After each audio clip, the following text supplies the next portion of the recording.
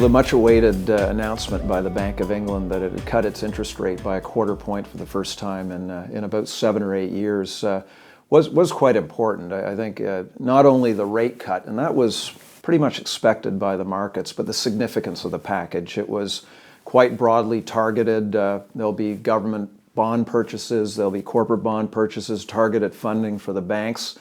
It's a package that should help the UK economy, and of course that's been very much in the limelight post-referendum vote about the hit on its economy, but also the knock-on effects to the broader world economy. So I think it's significant and should help assuage some of the concerns related to that impact.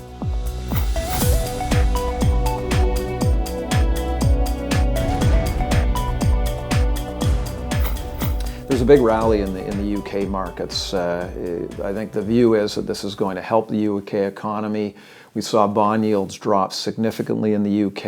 Equities were up sharply in the UK. But part of the focus was on the impacts on other countries like Canada. What you see when one country's central bank cuts interest rates, it all of a sudden makes yields in places like Canada look more attractive. So we did see some flows into Canadian bonds this morning, US bonds, rallies there, and currencies as well. The Canadian dollar was up sharply, and part of that again just reflects the inflows from the world into higher yielding economies like Canada.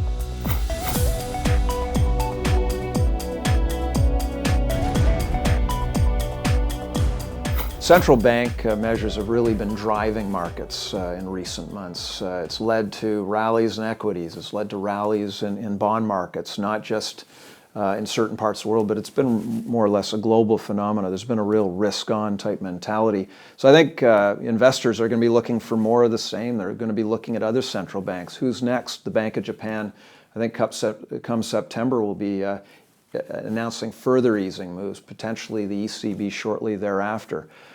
So to the extent that we've seen these rallies, I think there's a likelihood of a continuation, provided that investors remain hopeful that central banks will follow through. I think it comes down to also one of the bigger risks is that, much like we saw back in January, that investors hit a point where, okay, central banks have done a lot. Perhaps the potency of these measures aren't going to pay dividends. And if we get that mindset creeping in, and no signs of that happening yet, then we could see markets do a bit of a about face and weaken off.